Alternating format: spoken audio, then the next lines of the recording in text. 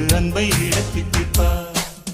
ஆனந்த கோயிலின் பாட்டு தினம் எங்களின் வீட்டுக்குள்ளே, பூக்களில் நனையும் காற்று தினம் எங்களின் தோட்டத்திலே.